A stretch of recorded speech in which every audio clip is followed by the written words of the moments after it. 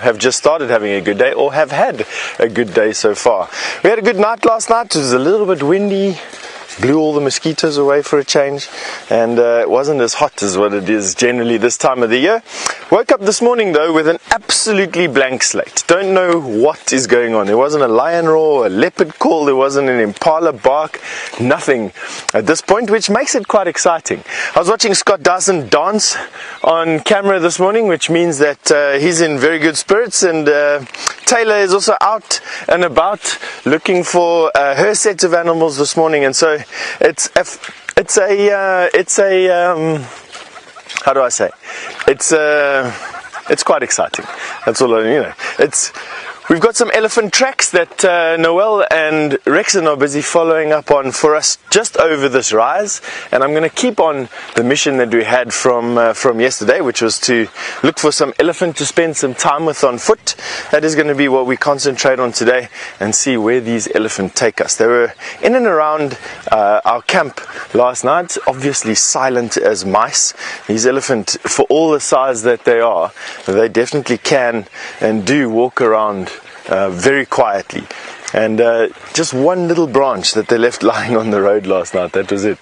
Now, elephant this time of the year will be feeding for anywhere up to 20 hours a day, really, and it's because the nutrition value of the food they're eating is a little bit lower than what it should be or will be in the weeks to come. So have a look over here. We've got a bunch of lapwings that are flying around in the sky. That's the noise that you're hearing. Now that is probably one of the largest flocks of lapwings that I've seen. And they're coming back over here. It's a bit of a display, I suppose. You can hear their noises now.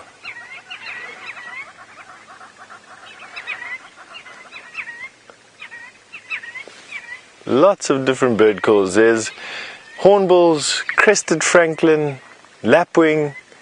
What else is going on at the moment? Not much. Tristan's just over the rise from where we are, and I know he's wanting to say good morning to you. So we'll catch up with you when we know more about the elephant tracks we're following. Indeed. Good morning, everybody, and welcome to our sunrise safari from Kruger. My name is Tristan, as Steph mentioned, and on camera today I've got three-fingered Senzo, as you can see once again, and we are going to be going through the African wilderness as we try and see if we can find some animals, and that means we're going to take all of you along with us. And so hashtag Safari Live on Twitter or YouTube chat if you would like to ask any questions. Now the plan for the morning is, well, I'm not quite sure. I think I'm going to head towards Treehouse Dam, because yesterday when I left Hosana he was moving in quite a steady westerly direction, and I know from the time before that we found him, when he came over just west of Baboon Pan Twin Dams area and then went straight up towards Treehouse. So that's where I'm going to hedge my bet for now. Go and have a little look around for him. There's also some tracks for some ellies around Quarantine that are going around and meandering all over the place here, so we'll try to see if maybe we can find them a little bit later once it warms up. At least though, there is no rain this morning. It's still quite cool, it's still overcast, but I think it'll burn off fairly quickly and we'll have a beautiful day ahead once again. So that's the plan, at least. There goes our intrepid bushwalk team. Look at them striding across. Aren't they fine examples of humans? You can see there is Steph. Look at him, there we go, he's pointing in that direction.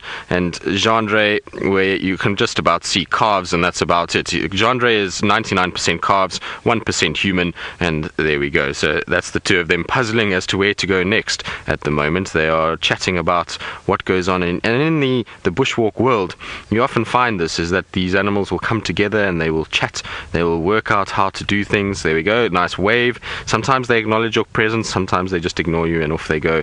Now they're an elusive animal and a difficult one to keep up with, so we're going to carry on because they're marching off into the thickets, and let's see what we can go and find for ourselves. I think Steph is indicating to me that the tracks for this elephant are going southwards, or at least somewhere in this area, so I'm going to try and head in that direction and just try and see if I can help these guys out. I know Steph is looking for ellies, and so if I can see any tracks for them, I'll try and give him a hand and try and explain to him, or let him know where I've seen them. But at this stage a lot of the tracks are just cutting over the road at the moment, heading down towards the Mulawati and Twin Dams road, but we'll just double check that nothing's come down further towards Philemon's Dip, Philemon's Cut Line, that area, and just give Steph a little hand. Well, that's the idea, at least, anyway. But I'm glad it's not raining. I can tell you right now that yesterday morning, while the rain is very welcome, was not very pleasant at all. It was cold, it was windy, it was not pleasant. So it took me about an hour to get my hands to actually feel like hands again and not like little frozen sort of blocks of ice. And the thing is about it is that gloves wouldn't have really been too much of a win either, because they would have just got soggy and wet themselves, and that would have just been very miserable. So glad it's not raining. It doesn't look like it's going to rain. These clouds are quite high, they're quite wispy. I think we're going to be in for a nice day later this afternoon. I think the sun will come out, and hopefully just in time for the one and only to return. So for those of you that have been wondering where Mr. Hendry is, he is hopefully on his way back to Djuma this morning and should be around this afternoon. Whether or not he's going to make it in time for this afternoon safari, I'm not quite sure, but he will be around, which is exciting news nonetheless. And it's going to be good to catch up with James. I haven't seen James since May, I think, end of May, so it'd be nice just to catch up and hear all of his stories from the Mara, and well, once again, just to work with him. He's a delight to work with, and he's obviously a very knowledgeable individual, and he keeps us on our toes, which is good, and he's always good for a laugh around the camp. Senzo, you feeling lucky this morning, buddy? Hey? Yeah, thumbs up, like I feel lucky. That's good, Senz. We need your luck today, because yesterday was a dry day, but I feel like today we're going to have a better day. I feel like there's going to be a lot more going on, and we're going to find a lot more in the way of animals and birds and all things delightful. That's what I think anyway. Now, Ellie's definitely didn't come down this way. They must have gone the way that Steph and Jean have headed, which is good news for them. Ah, right. So, our Mara intrepid explorers are up and running in the form of Taylor Mack and Scotty D, but we're going to head across to...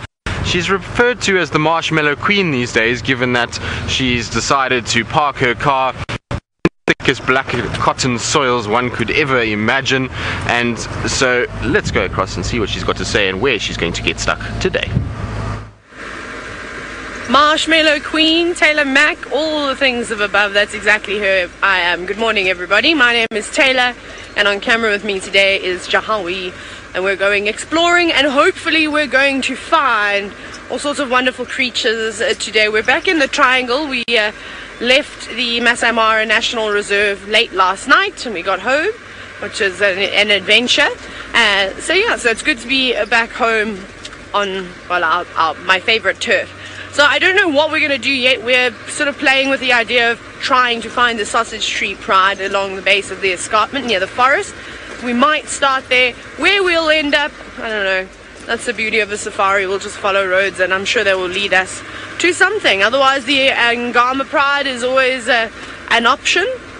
The only problem with them, of course, is they prefer to hang around in the non-off-roading areas. So that's what we're going to be doing today, is we're going to be looking for some cats.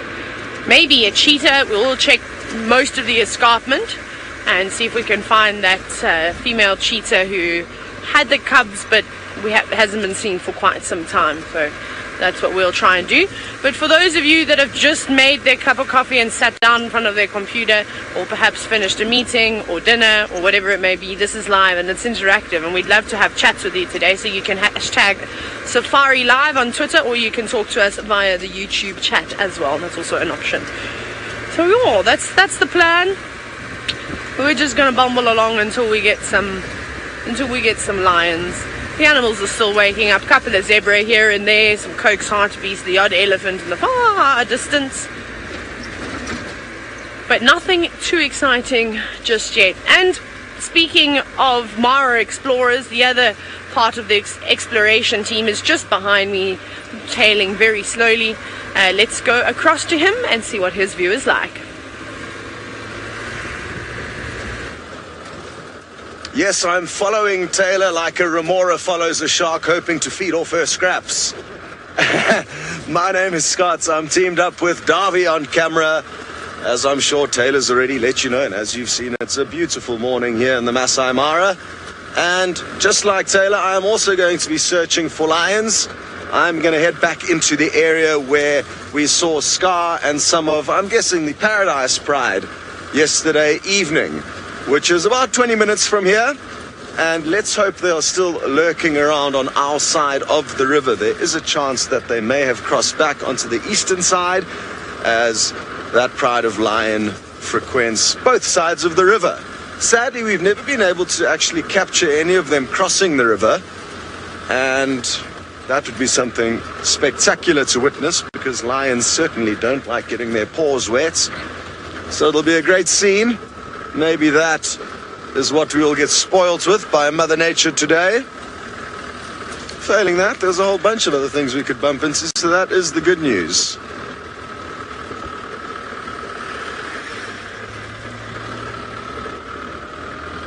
All righty then.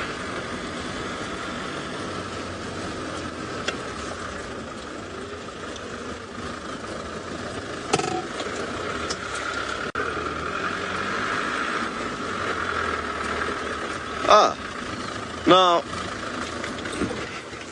something that's quite interesting with the guinea fowl that we get in this part of Africa is that their crests are very, very large. So I bet if any of the guys down on Djuma find some guinea fowl today, their crests will not be nearly as large as this individual's. This is a burrowing guinea fowl. Just disappeared down a hole, it appears. Only kidding. Oh, what did you just gobble up? Couldn't get a good view of that. They could be feeding on reproductive termites or winged elates, but they've got a very wide diet, and they've also got quite high energy, which makes filming close-ups of their head difficult, as you would have realized there.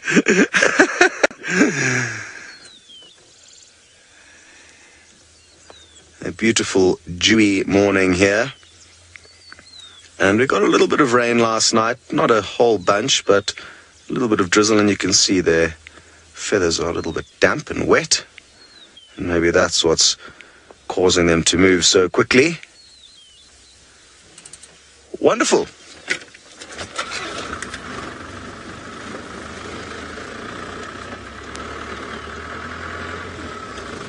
They're such cool birds.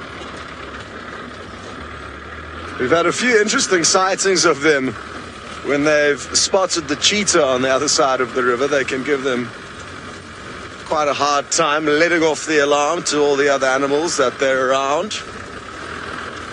Speaking of alarm calls, that is one thing that we don't really get to follow up too much on here in the Mara. For a number of reasons, I guess. There's not too many primates that we see, and primates are often some of the best animals for alarm calls.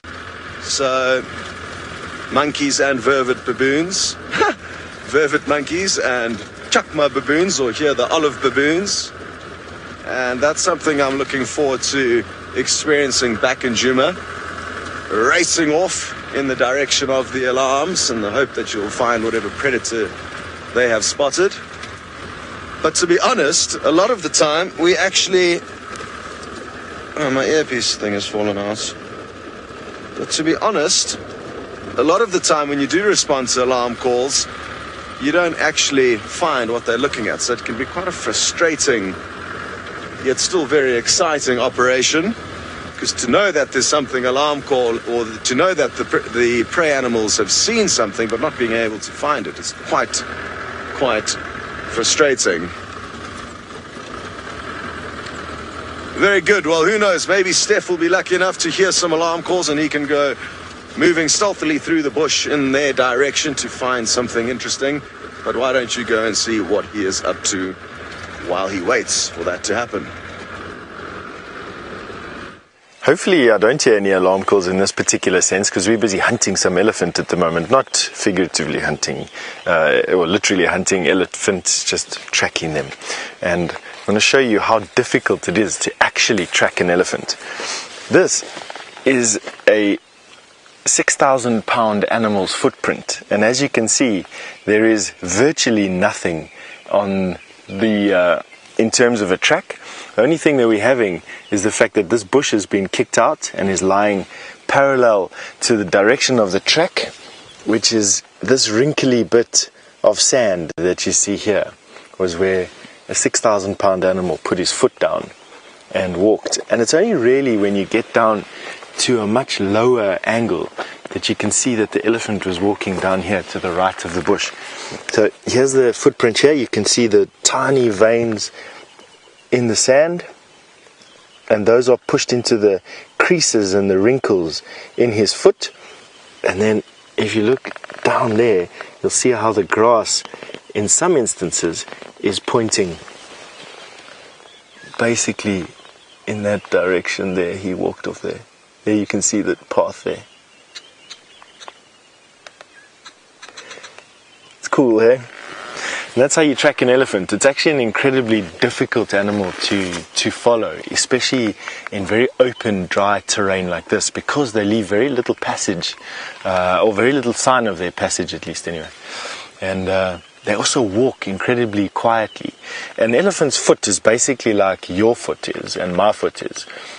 It has our heel bone, and our feet are a bunch of bones that end in a fatty tissue cushion. If you can imagine an elephant's foot being exactly like ours, only without it being stretched long, with it just staying in a clump, basically. An elephant's foot is like your heel.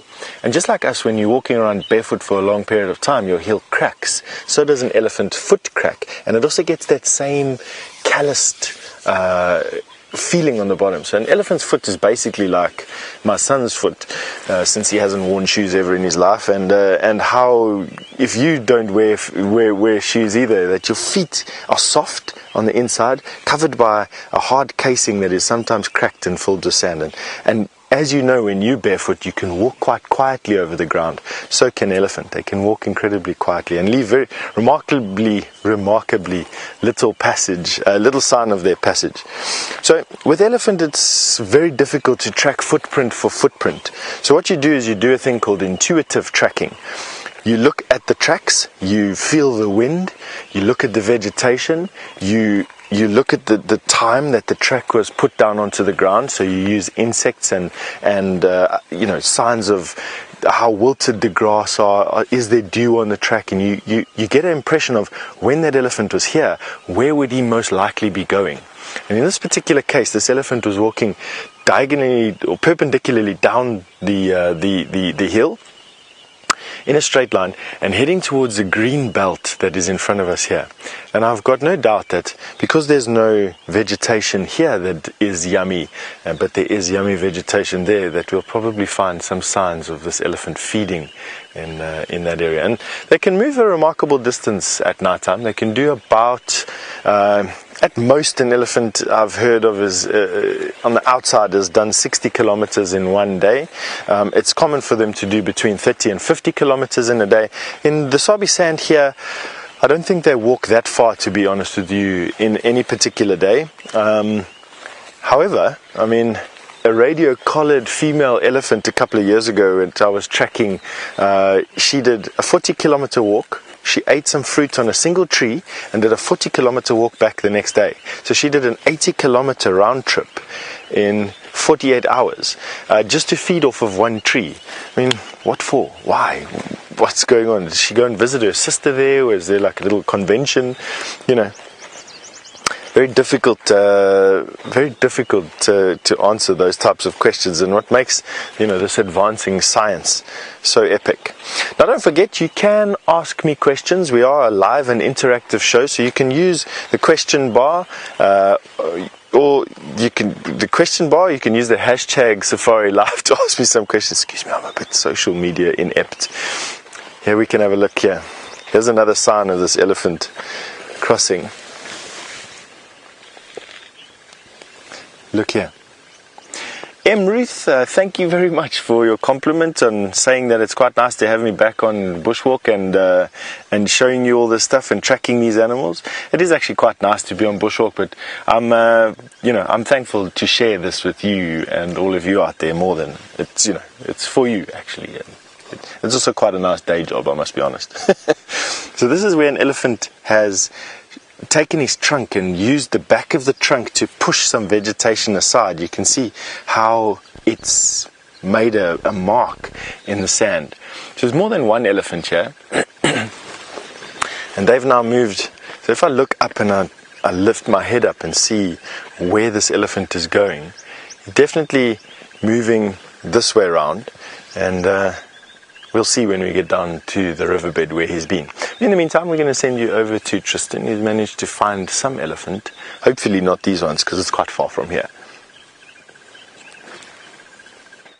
No elephants for us. We're just down at Twin Dams at the moment. We've checked Treehouse, no sign of Hosana tracks coming that side. Nothing down here at Twin Dams either. It's just a beautiful sort of reflection of the clouds on the water, and a nice place just to stop and listen. You know, at this time of the day, it's a lot of the time where the last sort of call of any of these animals will be made, or like lion or leopard, and also it's a good time just to hear them moving around for the last time, and animals alarm calling at them. So stopping at a dam like this and just taking in the view for a bit and just stopping and listening is a really good way of finding things, often in early morning, late afternoon. It's the best way to do it, is just as around sunrise, sunset, just to stop at places like this, and then you're also a lot higher, so you often can sort of see a little bit more around, and animals like to drink at these times of the day, so it's worth getting into these areas now, and then, like I say, just sitting and listening for a while. You never know what's going to happen. Maybe you get lucky and something, alarm calls or something like that, and you're able to then kind of follow up on that and try and find what you're looking for. But Twin Dams otherwise looks very quiet. There's very few signs of animals actually moving around. I haven't found too many tracks of anything. I also checked up towards like I say, Treehouse and Shabamu and those areas, no real signs of anything that I can find. But I know that yesterday when we were waiting for Hosana to come north around this area, that there was a number of vultures and Bateleur eagles that came flying up off the ground not too far to the west, southwest of where I am now in Little Gowrie, and Hosana was heading straight in that direction. And so what I think is maybe there's something that died there and he's gone to go investigate, maybe an impala lamb that was a stillborn, or it might have gotten affected by the cold, wet weather we had yesterday. It does happen with impala lambs when they're still little like that. If we get this sudden cold snap, then you find that sometimes they just don't have the strength to deal with that and they then give in. So I don't know, maybe there was some sort of food item that he went and found. I'm not quite sure. The other guys haven't quite gotten to that area yet from the southern side, so it's going to be difficult to know exactly where they are and what's actually going on with them at the moment. But we'll try and find out, and we'll try and see where he is and what he's been doing, and maybe, just maybe, if we just check a little further west, we might be able to pick up his tracks coming northwards. But for now it seems as though he's still on the southern side, which is weird because his whole direction yesterday, it was very strange. His direction yesterday was north the whole afternoon. He came all the way from Wessels, Chitwa, all the way up through Little Gowrie, and as he got to this area he just literally turned around and went the opposite direction. It was very strange. I very seldom see a leopard or any animal do, but that's because they have the mentality of a squirrel, and you end up with a certain way.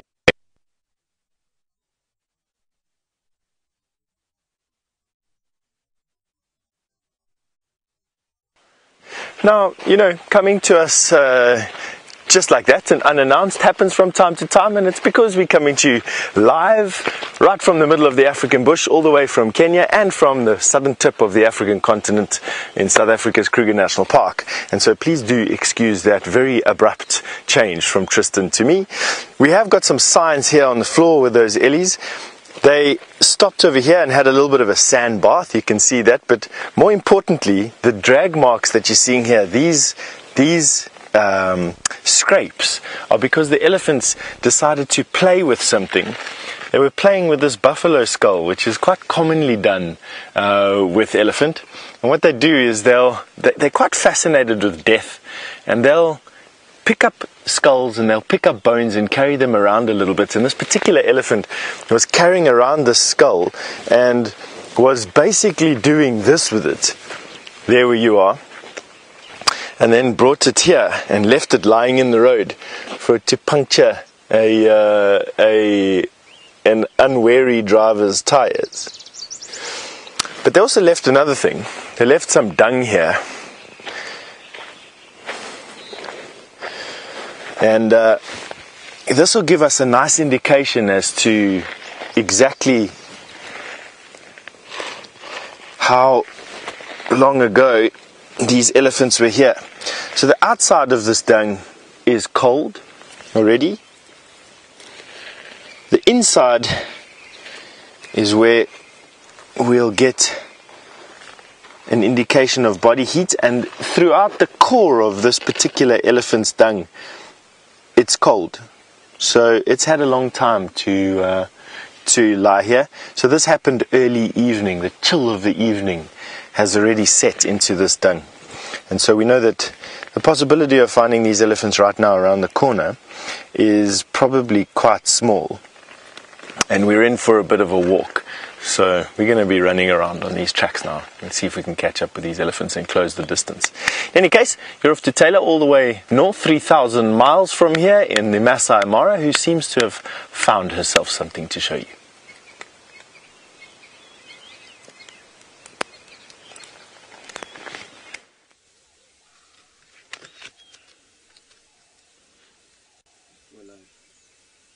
Did they go live? Oh, goodness. Hello again, everybody. I just missed that. I thought Louise was still linking to me. So we've got a big herd of elephants.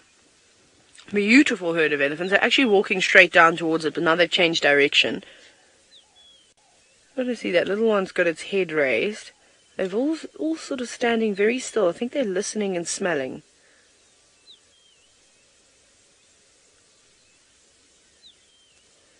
And I'm severely distracted. Now, which I'm sure you'll find unusual because I absolutely love elephants. I can hear an emerald cuckoo, which is, I don't even know if they occur here. I'm trying to figure that out right now. So as you watch these elephants, please pardon me for 2 seconds, because if I can find you an emerald cuckoo, I think you would all jump for joy. And its call goes... Byron always does it back in South Africa. It's not the one calling, that's a rufous-snaped lark now. Where is Cuckoo? Here we go. African Emerald 226. And we're going to see if we can find it. I just want to quickly check distribution as I sit here. But how beautiful is this? Yeah, I don't know, this whole herd is acting quite strange, the way that they're moving around. Yep, they do occur here. So there's an African Emerald Cuckoo that we're going to try and find this morning. That's going to be our goal. Never mind about the lions that can wait. That'll be very cool to put an African Emerald Cuckoo on screen. So this herd was initially walking straight down the road towards us, and then they stopped, and then they went to the right, and they met up with the other elephants, and they stood very, very still. You could see some of their trunks were twisting. They were sniffing the air. They were standing very, very quietly, and I think they were listening. So I don't know if there's another herd of elephants around. Oh, sorry. They're just going to cross. Look at that tiny little one here. They're not too bothered by us. They're actually completely relaxed. But I said the little one's got its ears flares. Maybe it doesn't trust the cars just yet. Yeah, stick close to Mom and you'll be safe. You'll be fine. I'm also trying to see if I can hear that African Emerald Cuckoo, but it's stopped calling now.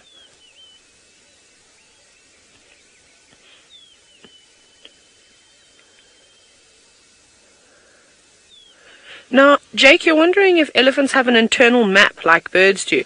I suppose they do. I mean, they say that elephants have got the most amazing memory, and basically the different routes that they walk, the migratory routes, are passed down from the older elephants to the youngsters. So the matriarch of the herd will basically have all this information stored up in here, which she'll pass down to her daughters, and her daughters will pass them down to her granddaughters, and essentially, so they know exactly where they're going. I don't think I've ever seen a lost elephant before, other than maybe a youngster being separated from its mother or a herd, but generally the adults know exactly where to go. And I suppose, and say, if they do get lost, they're able to communicate for such a long distance. They could probably just ask another elephant, and I don't think another one wouldn't worry about not responding. They'd probably talk to each other on a regular basis. This is amazing. All just crossing right in front of the car, one behind the other. Can you hear them moving through the grass?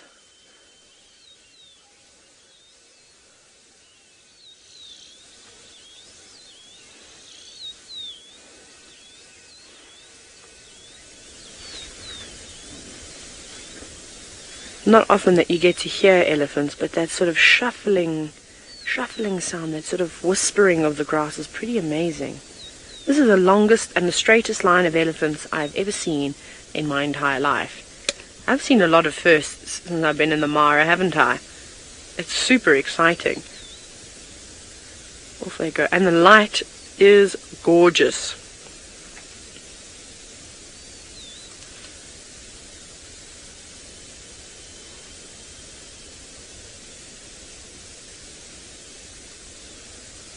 even just listening to all the birds, you're right on the edge of the forest. So it's particularly beautiful.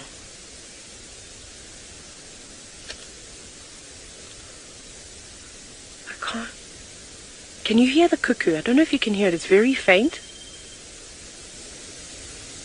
I don't know where exactly it is. Somewhere in this forest. Now, Diana, you've said that the elephant tusks in the Mara look so white. It's no different to the elephants anywhere in Africa, really. I think it's just because we had quite a bit of rain here, and perhaps their tusks have had a nice clean. And typically, though, they're covered in mud.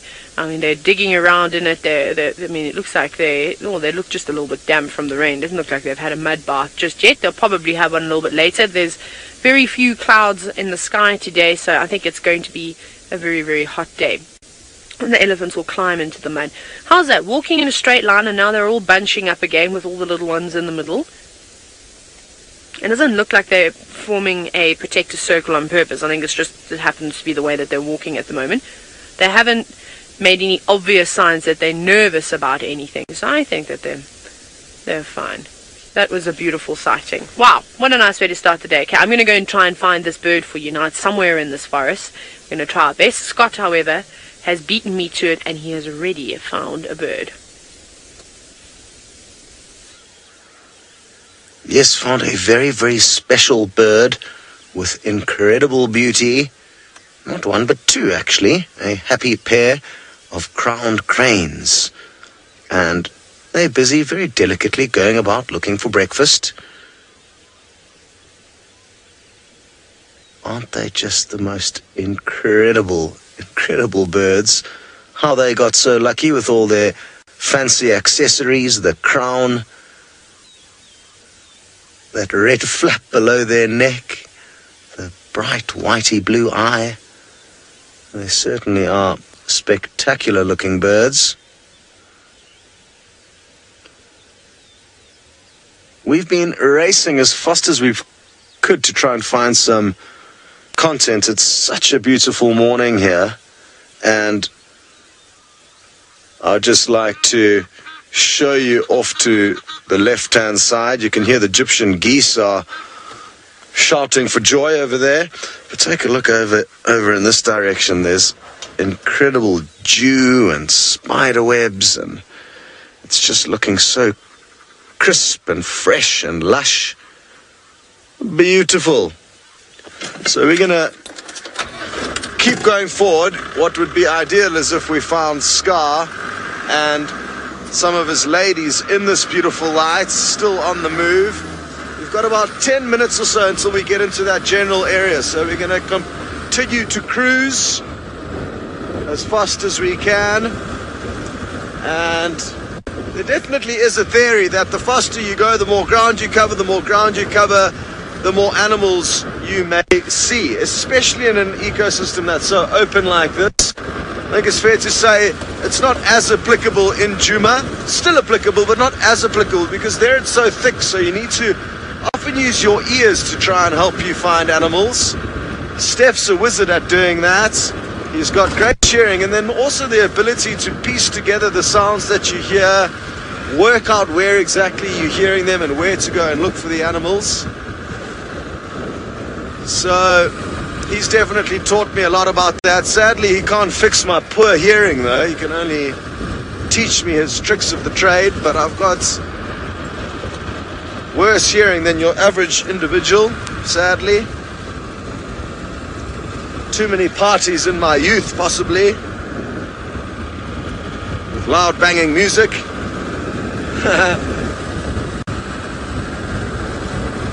Okay, very good. Well, let's hope that Tristan has a bit of luck. It sounds like he's been having a little bit of a quiet morning, but he's going to be giving you a bit of an update on tracks, tracking, and who knows what it is that you will be tracking with him. Well, at this stage, not very much, Scotty. We are having a quiet morning and there's no tracks to speak of, so Hosanna has definitely not come north. Well, anyway, from Twin Dams to the west, he hasn't come north. He might have reversed and gone the other way like he did last night, but who knows. Anyway, it doesn't really matter. Like I said, we're going to come and check different areas now and see if we can find other things. We've already found some kudu, which is quite nice. There's a whole bunch of them straight in front of me, and they're looking delightful in the grey morning. Now, Scotty, I was thinking about your hearing problem because I have the same issues, and maybe it's because we're a whole year older now, Scott, and so we're getting old and grey hairs are appearing, ears and hearing are going. So it's okay, buddy. I feel for you, and I have sympathy about it. Don't worry, my hearing is also not good these days either. Right, but enough about that. And talking about actually hearing and ears, nobody is really as good as these guys in the antelope world. They have really massive ears, and that allow them to hear incredibly well. And so you'll find that we need maybe to incorporate a set of them. I think it would look quite funny, both of us, if we had big round ears like that. But nice to see these kudu. It was weird. We went through a stage, VM and I, where we went almost 3 weeks without seeing a kudu. Not one single individual, and lately they've all started to come back, which is quite nice to see. And they're a species that you often kind of take them for granted and don't really notice them until such time as they're not around, and then you very quickly realize that you haven't seen kudu for a while and that you actually miss them a little bit. I like them. They obviously are big antelope. They move around in all of these sort of more dense areas, and they just kind of break up things as they go. And Louise is telling me that this is her favorite antelope. Well, I'm glad that we've got your favorite antelope, Louise. I'm ecstatic for you, and I hope that maybe we can find a male. Now, Louise, do you like the females or the males more? Which one is the better one for you? I think the males, for me, are the best with those big spiraled horns.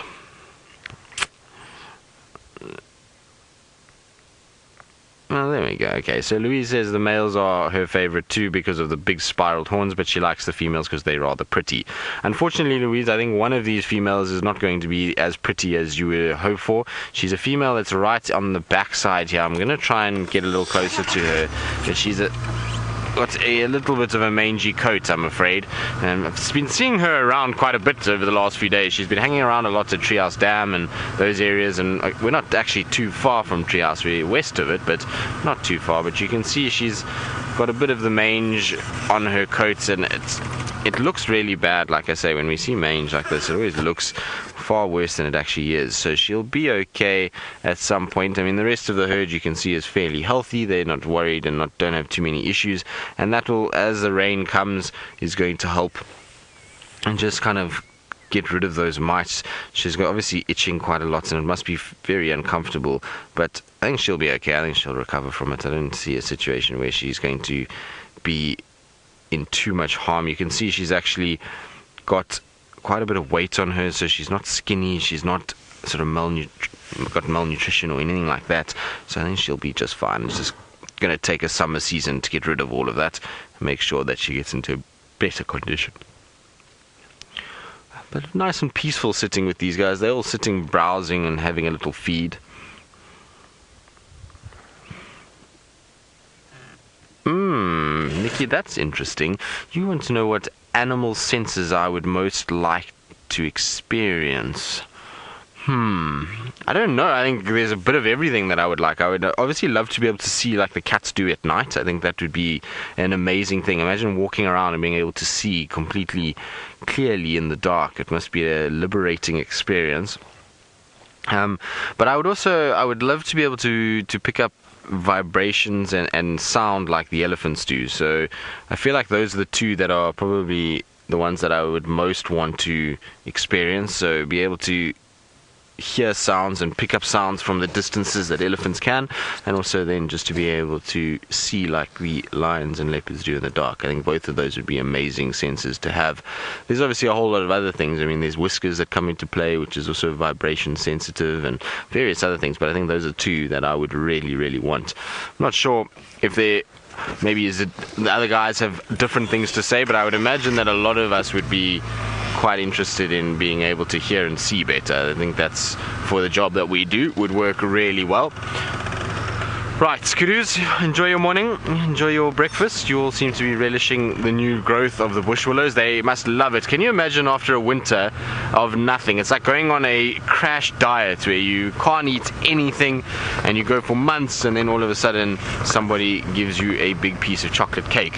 So that's kind of how it is, I think, for these Kudus. They have a situation where they struggle with browsing for a few months, and then all of a sudden in summer we start to get these bright green little leaves that must be tender and juicy and tasty, and they just go after them. Right, where the name Kudu comes from? Well, Ryan, the name Kudu comes from the noise. So a kudu is a heavy set animal. It makes a lot of noise when it runs, and so as it kind of goes and the hooves hit, it goes kudu, kudu, kudu, kudu, and that's where the name. Not very scientific and not very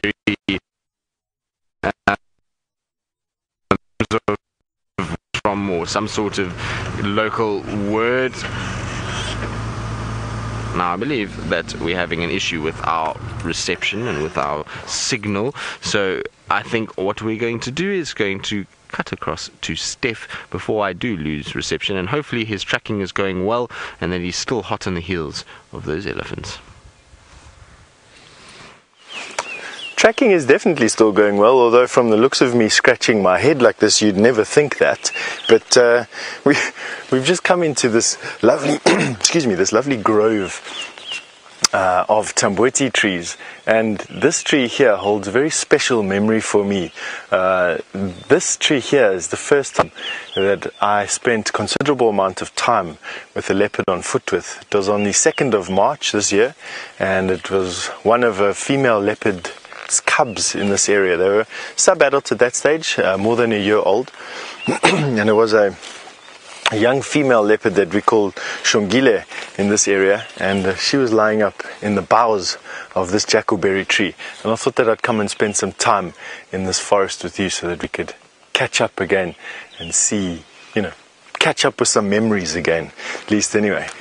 So come forward, let's come and have a look and see what we can see. It might get a little bit shaky.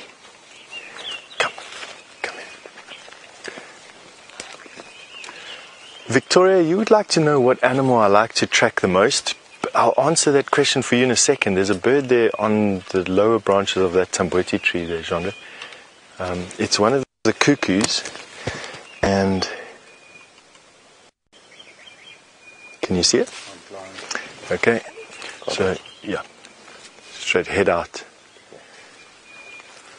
So it looks like a red-chested cuckoo. These birds on foot are very difficult to... But have a look at that. It's very rare to see on foot, and even from a vehicle, and with enough time for you to get yourself a decent screenshot on your computer. For all those keeping bird lists with Brent and Scott, this is definitely a keeper to go with your list. Obviously, the corresponding proof that you've seen it, and the ability to go back to the photograph and teach yourself all the defining characteristics. Now, it's very rare that I get a chance to study a live red-chested cuckoo. There we go, flying away. Most of the time it's just in books and artists' renditions or very blurry photographs of these birds, and so it's lovely to actually see. Alright, now to come back to the question of what animals I like tracking the most. Oh, that's actually a good question. Obviously the animal to put your wits against the most are leopard. They're incredibly intelligent and highly adaptable, and will change character. And I say character they'll change what they're doing in a day. They won't follow similar routines.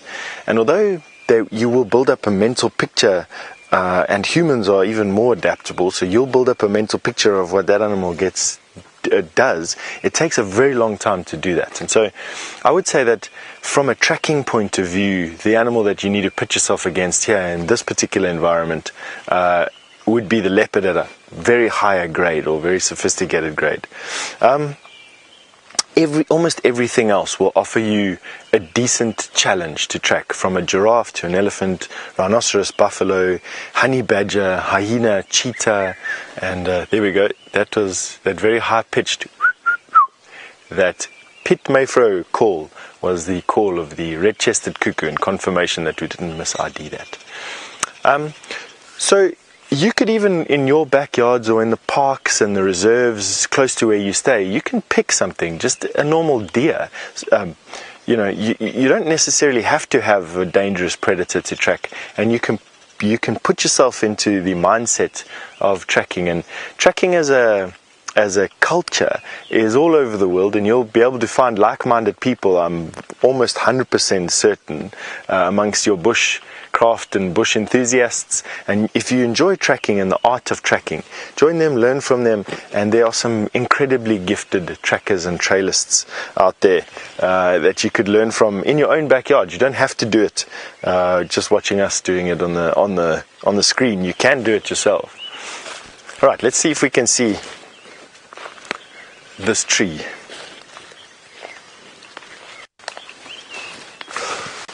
Sorry, Louise, would you mind just repeating our viewer's name again? I didn't quite catch that. Ola. Ola. Good morning, Ola. You'd like to know what's the easiest animal to track in the bush? Ola, I suppose it would be a giraffe to a degree. They've got a very heavy foot, and so it leaves a very clear impression. When they walk, they kick the top of their foot. So if my foot had to be a giraffe's track, for instance, they'd leave a very defined track in the sand, and then when they walk off, they kick the top of their foot. So not only does it leave a very clear outline of the track, it also leaves a scrape on the front, which is quite easy to follow. So I say probably a giraffe would be the easiest animal to track out here. Here's this tree. Oh, what a beautiful tree. This is the African ebony or jackal berry tree, and is one of the biggest trees that we find out in the bush here. I would say that the two largest trees, volume and height-wise, at Djuma are jackal berries. One on Central Cutline, and then this one here is a real genuine giant. Easily 25 meters to the crown. Dwarfing me here. Now, as far as animate life is concerned, you know, blue whales, they weigh, what, 260 tons, 300 tons, who really knows? But in terms of inanimate life, in other words, something like a tree who can't go anywhere but is still alive, in a sense, nothing beats the trees in the world. And the largest tree on the planet is a sequoia redwood in North America called General Sherman. He weighs in 10 times more than what the biggest blue whale recorded weighs. General Sherman weighs 2,500 tons. And this jackalberry obviously is nowhere close to that, but definitely far, far heavier than the heaviest bull elephant that has walked in the Kruger National Park in all the centuries.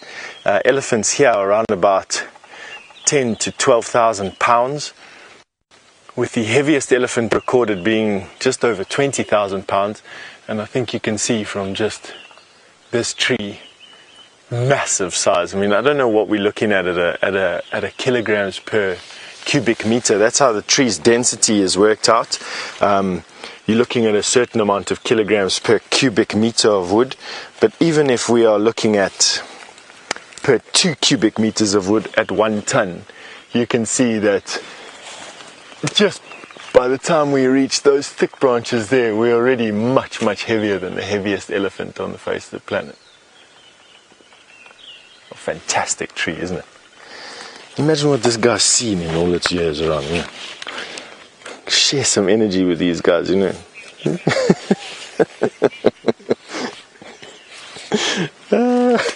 Alright, I'm being ridiculed by my colleagues, and so before I get too red in my face and dig myself a deeper hole, we're going to be sending you over to Taylor in the Mara.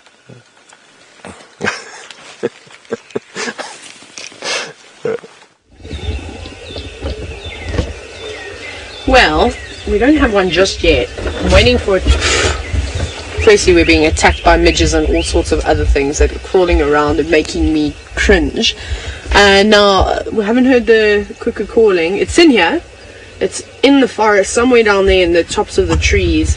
When they call, they typically sit on the top of the tree. So I'm hoping that we'll see some leaves moving around and it will lure us towards it. I think we're getting closer though.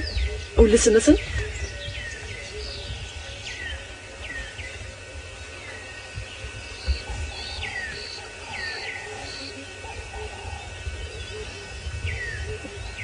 Can you hear that? Hello, Georgie. It's coming closer. It's so thick in there. I'm just hoping that it's going to creep out, but they do love the sort of forested vegetation. Might be able to maneuver a little bit in there before it gets too thick. We'll try. That way we won't be able to go. We might be able to head round, but we'll do that when we're off air. We'll go very, very slowly, and hopefully we'll be able to find it. But there are lots and lots of other birds. There's a chugger calling now. I did see a little chugger fly past. I'm not sure which one it was, but I heard it going choo choo choo choo choo choo. There we go, singing beautifully for me now.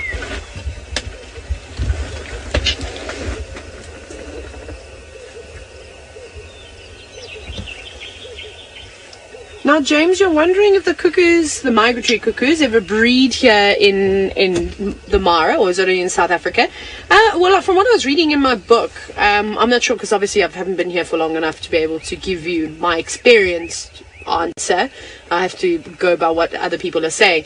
So it didn't say much about Kenya, but they talk about the emerald in particular. I was reading about the the African emerald cuckoo in Uganda, and there they say that they parasitize African flycatchers and also dark-capped bulbuls. So I wonder, Uganda and Kenya are very close to one another. I wonder if they do breed here.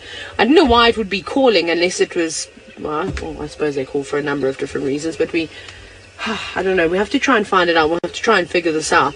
We'll need to start checking flycatchers and bulbuls, and I don't know what other species they would parasitize specifically in this area. We have to start seeing their nests and see if we start seeing anything interesting. But I'm not exactly sure, James. It doesn't say anything about that in particular in any of my bird books, in fact. We will see. But now it's gone very quiet.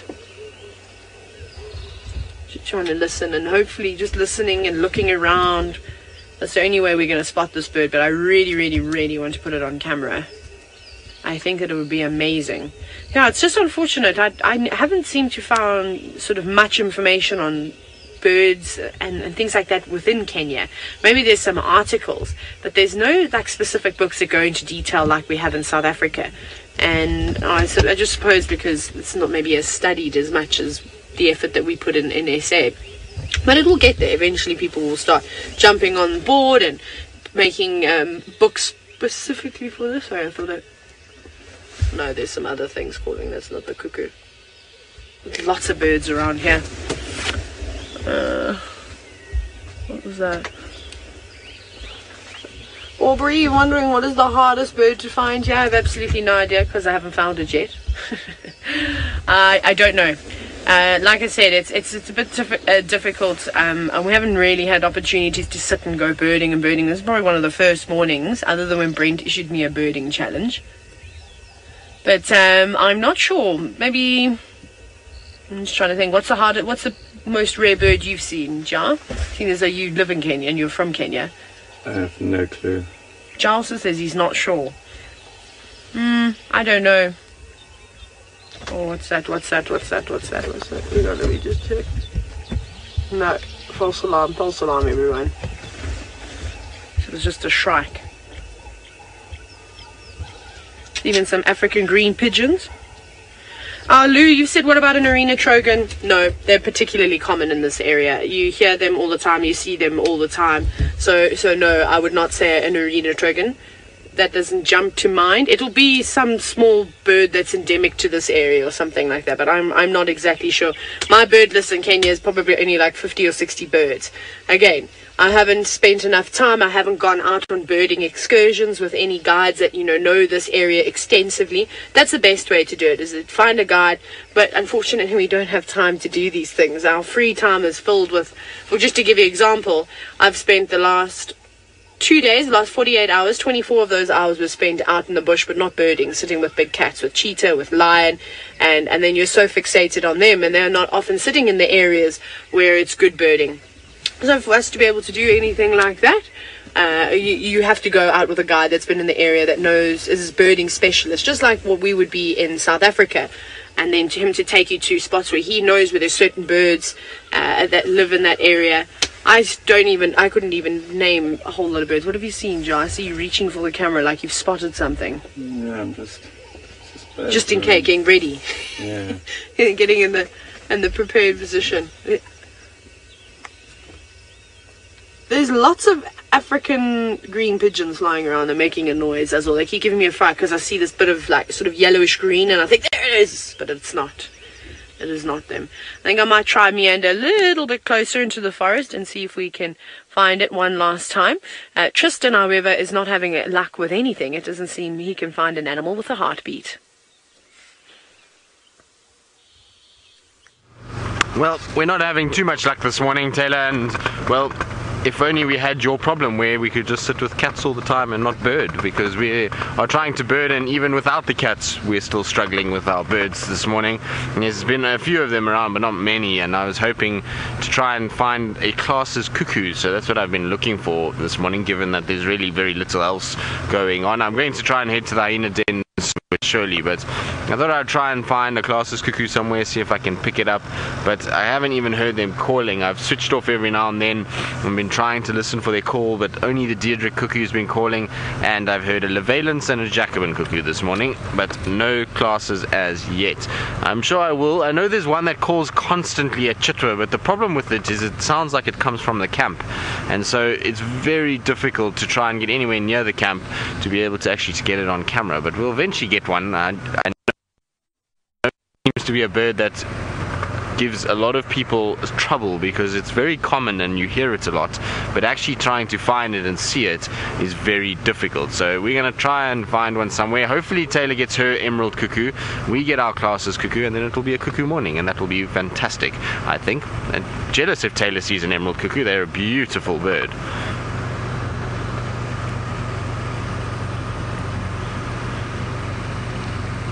Oh, hi Bacon. The honey guides are already arriving in the area. We're starting to hear them. I've heard a lot of the greater honey guides calling, and so we should start to see them a lot more over the next little bit. The best way to find honey guides, funny enough, is actually on foot.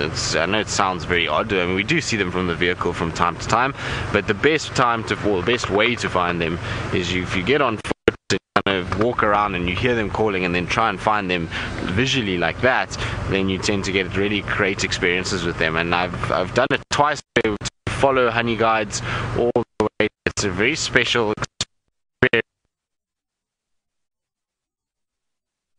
to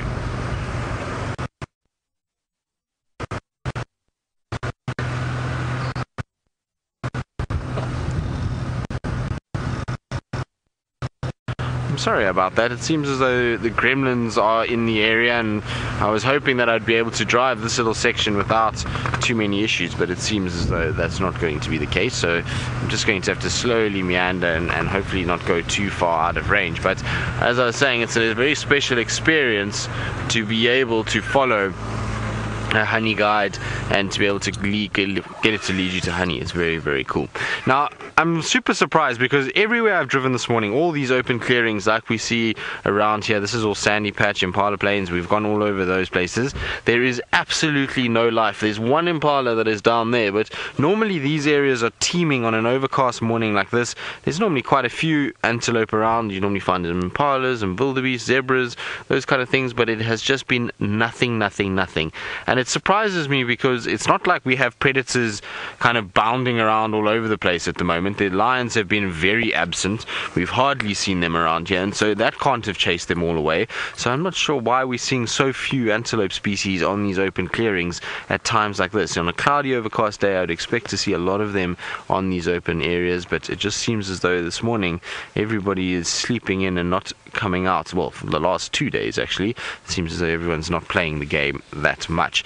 Now, I'm not sure how our reception's going to last. I'm going to try and see if I can just sneak up a little bit. I think it unfortunately is going to probably break up a little bit, so rather than you losing me and going away rapidly and violently, let's rather go very calmly to Stefan Djuma and see how he's doing. I'm sure he's got something entertaining to tell you, and hopefully he'll find that elephant at some stage during the morning. Entertaining to tell you, I don't know. We're still on the tracks of these ellies, and they're proving a little bit more difficult to find than what was originally, what we originally thought was just going to be an easy trekking exercise, just quick, which of course is always a mistake to make.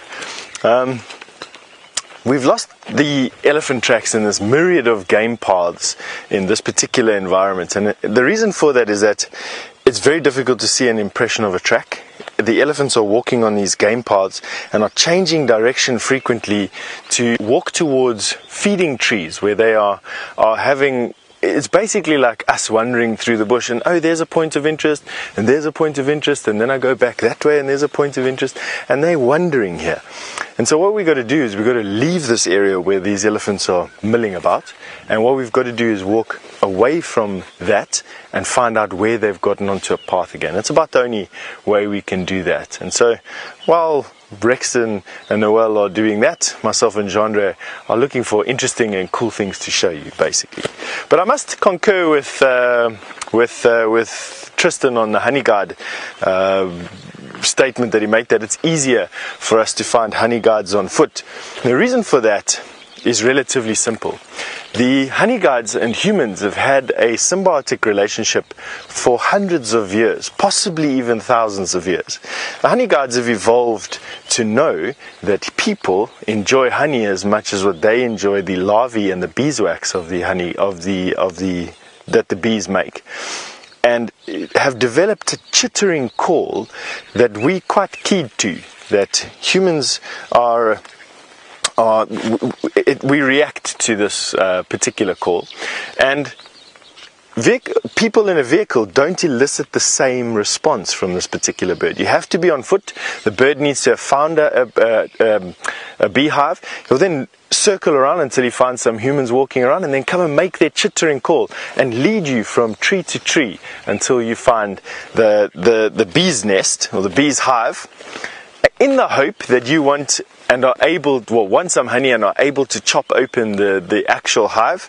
And in the ensuing mess of trying to collect the bees' honeycombs and not get stung and move away, that you leave some of the broken shards of honeycomb around, which have bee larvae in honey and the bees' wax, all of which the honey guide likes to eat.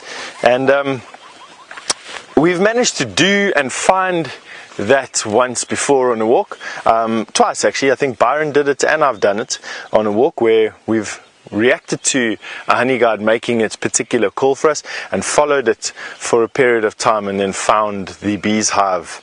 And obviously we're not going to chop open a bee's hive for the honey. We can just buy it in the shop, but in this particular case we've managed to do it. So I have to agree on that point with Tristan. This is now a termite, obviously, termite mound, and I want to see if we can see or hear anything about where these elephants possibly could be by climbing up and having a look. Now, you don't see very far, noises like this when you walk up here and all of a sudden the rustling next to you is quite profound, but you can't see anything. Always makes me want to look a little bit about what's going on, and the reason for that is termite mounds are, relatively speaking, much warmer than the surrounding bush. Yesterday was freezing cold, and snakes would know that to stay in and around termite mounds, they stand the best chance of staying warm. And when you walk up the side of a termite mound, it's not uncommon to find puff adders, mambas, spitting cobras and pythons all inhabiting termite mounds like this. And as I walked up onto the side of this termite mound, there was a big rustling inside this tree. And, you know, to give a sunbathing mamba a fright this time of the morning is not going to, it's not going to help my elephant tracking exercise. Let me put you that way. We share the top of this termite mound with a square-stemmed raisin.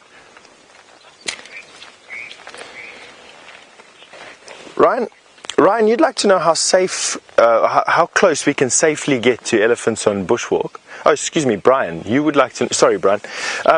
You'd like to know how close we can safely get to elephants on a bushwalk. Brian, that's completely dependent on the situation at that particular time. There's no set distance with elephants. It's how safe you can get on that particular day under those particular conditions with those particular animals, and it can vary from very far away, you know, binoculars at a couple of 100 meters away where you're using your binoculars, to a couple of yards. And I'm talking about, I've been as far away from an elephant as I am to the camera lens, so at the end of my fingertips over here.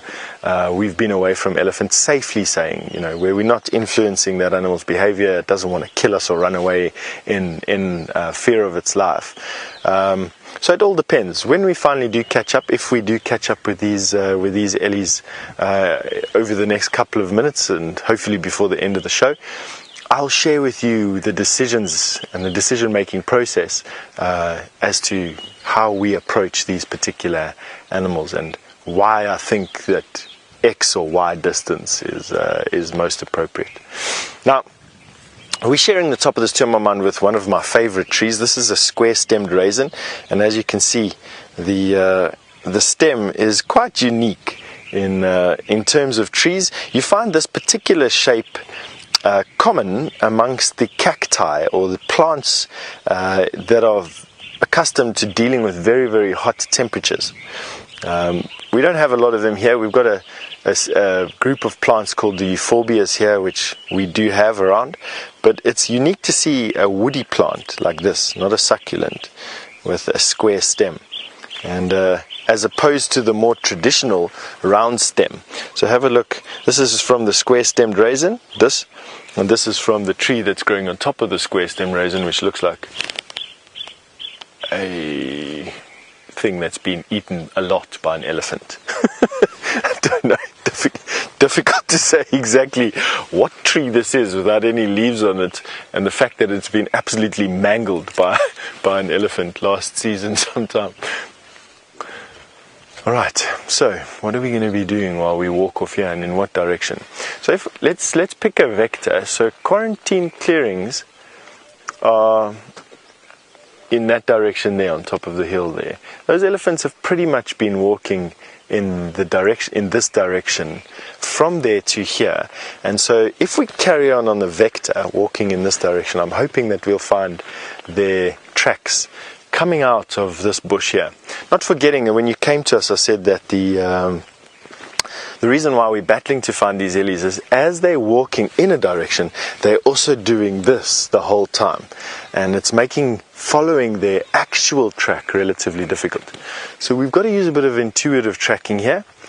There's water there. Buffalo's Hook Dam is in that direction, and they might be going over there for a mid-morning, or sort of heading there for a midday drink, feeding along the way. And so that's what I'm going to carry on doing. I think we're going to carry on walking towards Buffalo's Hook Dam, and hopefully between there and here we're going to bump into these ellies that I can show you before the end of the drive. So let's come off this building-sized termite mound and carry on. Now you might be wondering why are we staying with me the whole time? The simple reason is that all my colleagues are busy looking for stuff, including signal at the moment, so you're just stuck with me for this particular time, but it also gives me a lot of opportunity to to speak to you about any questions that you have. And Glover's asked a question about golden orb spiders. Have we seen any golden orb spiders out yet? And the answer to that is not just yet. They won't come out for another couple of weeks. We're going to need a substantial amount of rain still before we have that. And then I'm hoping that this year we see a lot more than we did last year. Not forgetting that the dive off of insects due to the drought had a profound effect on the predators that prey on those insects. And one of the things that we noticed most, was affected most, was the golden orb web spiders. There was not a lot of golden orb web spiders during the drought, and in fact last summer we saw very few. A lot of garden orb spiders and a few golden orb spiders, but nothing like I've been used to in wetter years, where the trees are draped. There's not a gap in a tree that doesn't have a golden orb web spider in it. Now, what type of year am I expecting this year? I actually expect, myself and Tristan believe together, that we expect a much drier year than what is anticipated. I don't think it's going to rain as much this year as what people think it's going to rain. I think we'll have a little bit more rain than we had last year, but I don't think we're going to have much. And with it, I think we'll have a little bit of an increase in golden orb web spider volumes over what we saw potentially last year. But I don't think we're going to see a drastic increase in rain all of a sudden and go from drought to flood in one season. I don't think that that's going to happen. Possibly next year or the year after that, but my money's on the fact that it's going to be relatively calm and an average year. Now, what has happened here? You know, these questions. So the first thing is you've got to try and identify what has gone on here. So there's obviously digging that has happened here. It's been digging out onto that point. Here's where all the sand has been dug out. And the next question is, dug for what? So do we see any plants or tubers lying around over here, or any discarded plants and tubers? And I must say that the answer to that right now is no. I don't see any plants and tubers. And so the following question I have is, do we see any evidence of ants or termites that have been fed on? And I want to say yes.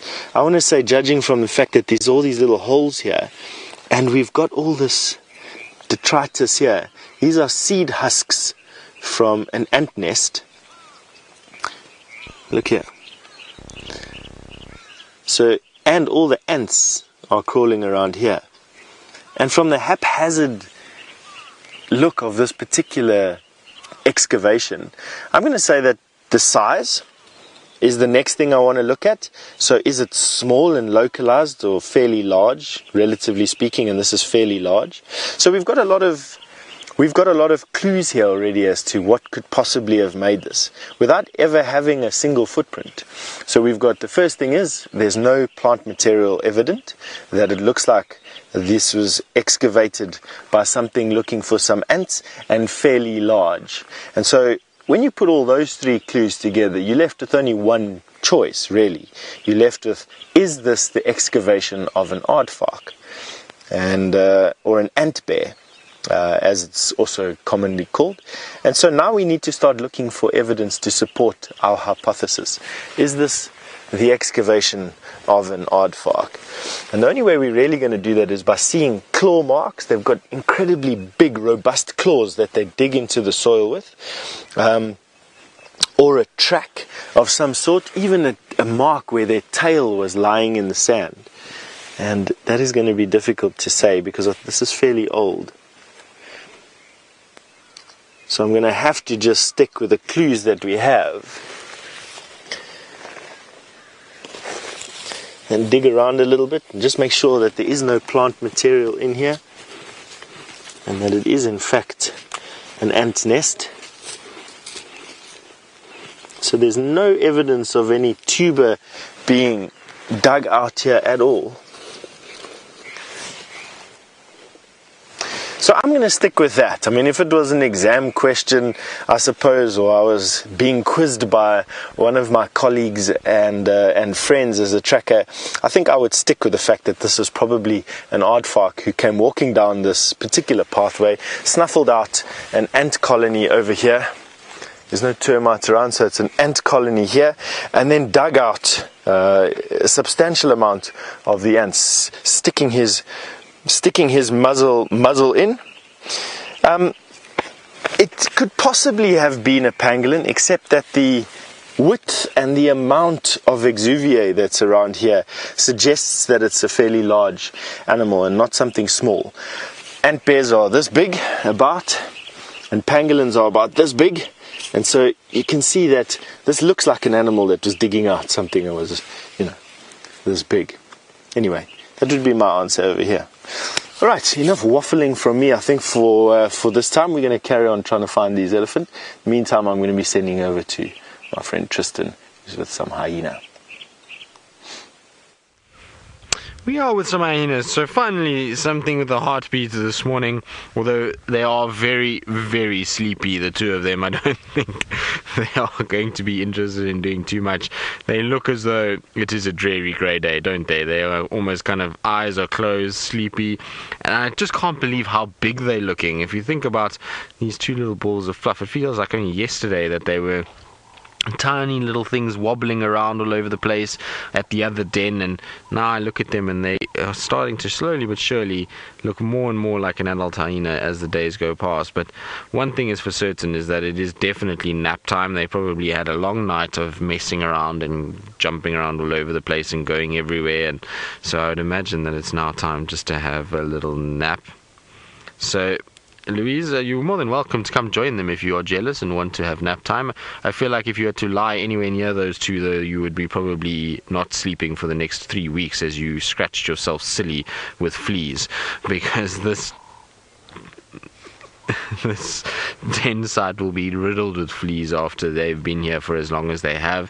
It's going to be interesting also to see how much longer they stay here, because the trend of this sort of hyena clan over the last few months, or last year should I say, is that they tend to be about 3 months at a den, and then they start to sort of shift off. And I think we've already been here now for at least 2 months, or close to 6 weeks. So I wonder if they're going to push off fairly shortly and go to another den site, and where that den site's going to be.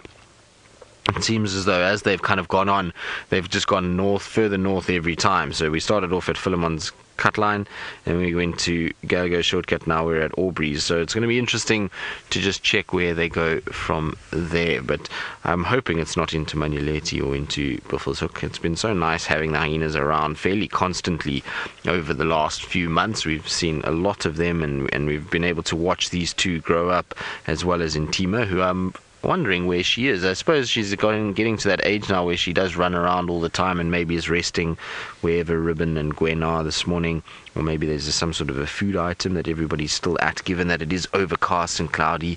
A number of the hyenas will probably still be quite busy. They're not going to be just sleeping somewhere unless you're a little one like this. They'll still be kind of out and about looking for food.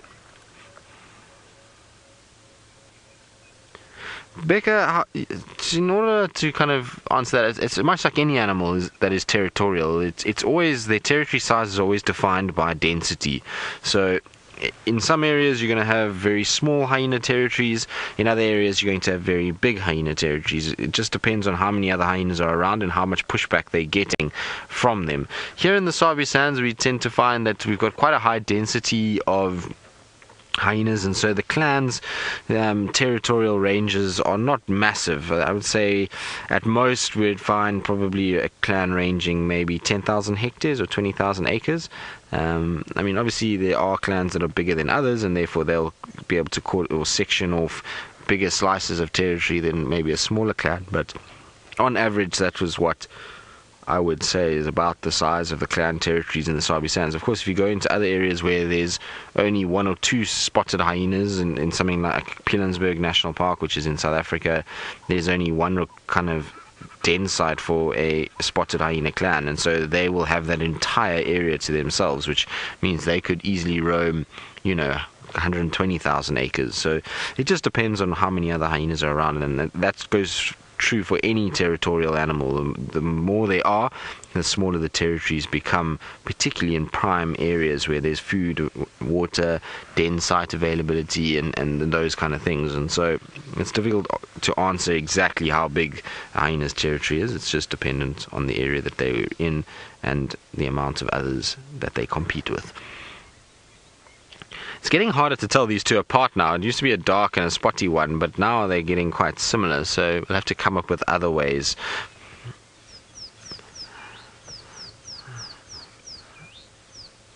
Cardinal Points Farm, you're wondering about the hyena's coat, and will these little cubs eventually lose their fluffy coat, and is it with age that they become sort of finer haired, as you see? Yes, so as they get older, so that hair gets shorter and shorter, and they almost become... it's through fighting. No, they won't lose their coat through fighting. It's more that they just grow into it a little bit. And so because they also, as they get older, they're not as reliant on being sort of temperature control.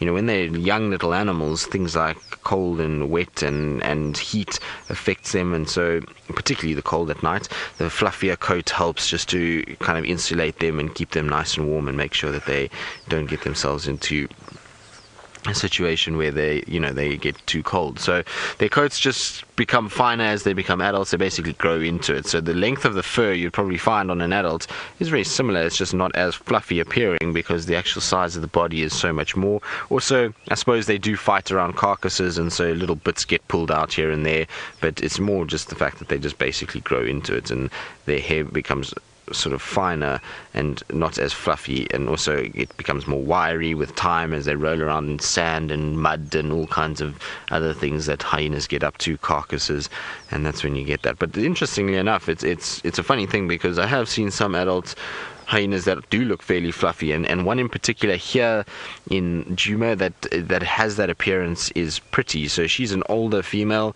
and she's very fluffy in comparison to the others, and she's got quite a lot of fur around her face.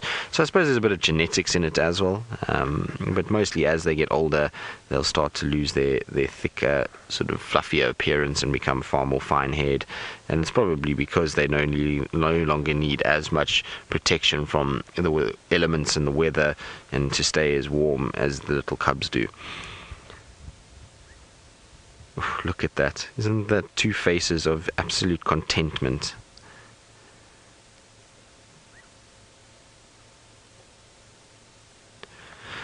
A safari bat, yes, we do know whose cubs these are. These are for Gwen. So Gwen is one of the females that we see fairly regularly. She's an old female. She's at least 12 years old. So she's a little bit over 12 years old now.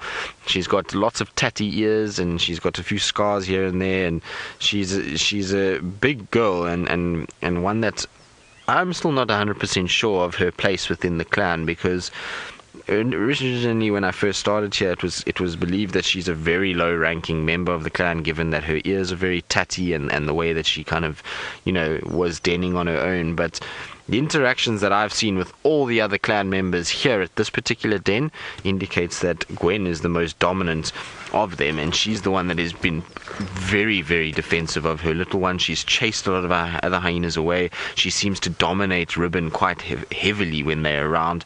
So I don't know if she is as low ranking as we think she is. I think she might be a little bit higher ranking than Ribbon is, and maybe not as high as somebody like Pretty and Madam, who are obviously the matriarchs and that lineage. But I think she's a little bit higher than we first gave her credit for. I don't think she's the bottom of the bottom as I first thought when I got here. She's definitely, the other day when we had all those hyenas here, which was, I think that we had in total, there was about 10 of them here, and she definitely dominated and bossed most of them that were here and chased them all off. Granted, a lot of those were males, but still with Ribbon was a lot more submissive to Gwen than Gwen being submissive to Ribbon, and that indicates that Ribbon is obviously lower down in the spectrum than what Gwen is. But these two little rascals belong to her, and at the moment they're fairly relaxed. And it's because Mom's not around. If Mom arrived, and that day when she had that buffalo skin and she came here with a leg, these guys were going crazy and they were all over the place, and lots of squeaking and carrying on that goes on. And so I'm pretty sure that has happened, and maybe Gwen has then disappeared again, and that's why everybody is as sleepy as they are now. Super cute little things though. Like I say, it's amazing just to see how much they've grown. Shame, guys. Are you tired? Now, in terms of whether they're male or female, I know one is definitely a male. I haven't been able to sex the other one yet. It's very difficult with hyenas. It's not an easy process to sex them. It's not like, lions and leopards and various other animals that we get out here. And so we have to wait for them to be up and standing and moving around, and hopefully for their genitals to be exposed, which I know sounds very bad, but it is true, and that's the only way we can really tell. So we're going to hope that at some stage both of them stand still for 5 seconds, that we can actually get a positive confirmation on who is what, and hopefully we'll be able to know. Now, at one point there was the lighter one and the darker one, and the lighter one was being very submissive the other day at a food item or at when they were suckling, and so I think the darker one might be a female, but difficult to say. Right, well, I think we're going to probably move on from these two. Unfortunately, there's a number of other guys that want to come and see, and so while I move on, Scotty D, I believe, has got another scavenger that we actually saw one just now, not the same species, but unfortunately we didn't have reception, but he'll be able to show you, and I'm sure you'll all love his wise little creature that scavengers. Yes, we certainly do. Not as interesting a social structure as the hyena cat dog that you were enjoying with Tristan. This is a young jackal. I wouldn't be able to hazard a guess as to how old, but it isn't fully grown just yet. And its sibling, and either its mother or father, ran off a little bit earlier, but 3 of them were here together.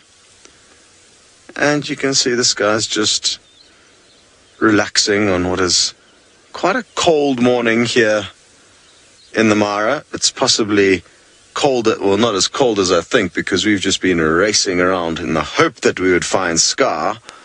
Unsuccessfully, we've covered huge amounts of ground, and the wind chill factor certainly has got us a little bit nippy.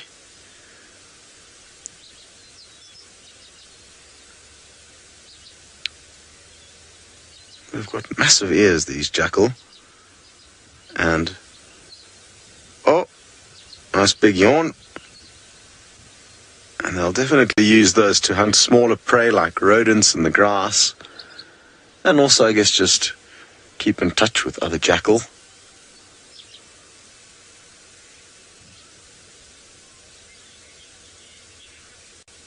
Oh, this is a black back jackal. Let's open up a bit there, Darby. We've got a Tommy coming in. Who knows what will happen? Probably nothing. But the Thompson's gazelle may possibly chase this young jackal. Let's see what happens. Doesn't seem too perturbed by its presence. Morning, Philip. You'd like to know if jackals form monogamous pairs, and yes, they do. So we saw either the mother or the father run off with this individual's sibling, but they definitely do form bonds, and they're territorial, so you'll often find the same pair and their pups in similar areas.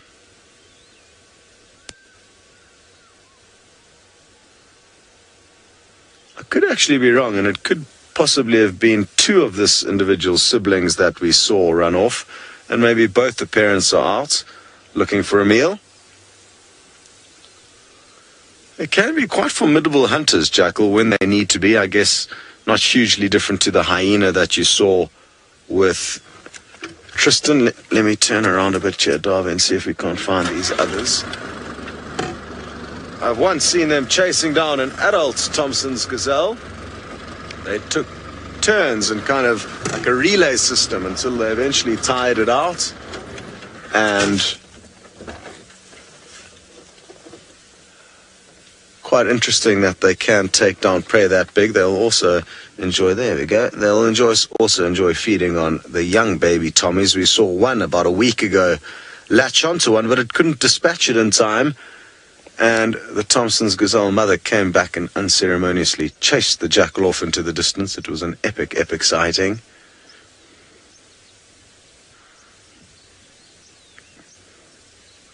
It goes to show how easily things can disappear in this long grass, and how easy it would be to drive past things.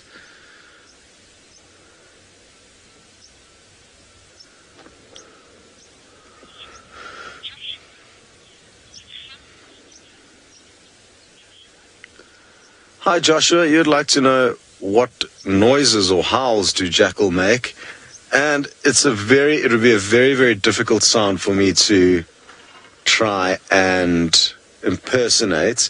They've got an alarm call that sounds something like this. Something like that.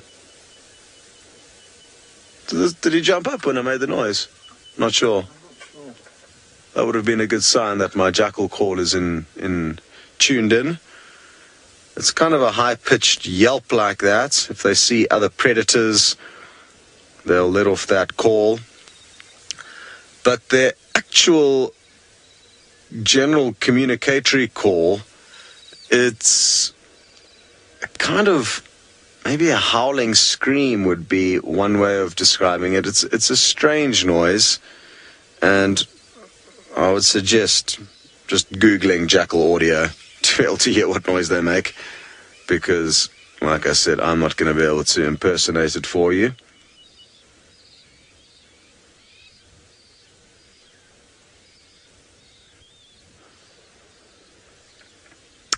Very good. Well, as the jackal decides to trot off, I think we too may do the same thing. Well, actually, let's wait and see what its plans are. Where are you going? Well, we might spend some time with it and work out if it doesn't do anything interesting. And while we do that, we have got good news. Steph has found what he is looking for. We definitely have found what we're looking for. Please excuse me whispering at this particular moment. The reason for that is that we're about 60 yards or so from one of Africa's most dangerous animals to approach on foot. We can see 3 of them. There might be a 4th, but we can see 3. We were expecting around about 3 to 4 elephant. And this is now one of those things about how close do you get to an elephant safely. At this place where we're at now, the wind direction is in our favor. It's blowing from the elephant to us, and so not carrying our scent to them. And I know that because I'm using an ash bag, and you can see the wind is blowing this way. We're speaking very softly, so the wind is carrying our voices away from the elephant. But we've got no cover. There's nothing to hide behind over here. And so, anything closer than we are now, you run the risk of a kicked branch or stepping on something that makes a crackle and influencing that elephant's behavior. Our goal here is not to interact with these animals at all, but to share the same space with them without them knowing we're here, and by sharing a moment on foot with them there, but without them realizing we're actually here. And that is the very, very fine line of what we do. I personally consider a 10 out of 10 approach is when we are in the space of these animals, but without them knowing we're there. And you might wonder, what's so different from being on foot to being in a vehicle? But the simple fact is that for you watching, not much, but for me and for Chandra here, it's scary. Elephants kill multiple people every year, and they're big. And when you're on foot in a place like this, you feel that anxiety, and hopefully I can convey a sort of sense of excitement to you. It's very exciting to be close to these animals on foot. Now they've just moved out of the drainage line here, which is going to give us an opportunity to get closer using this bush as a cover. So we're going to be very careful about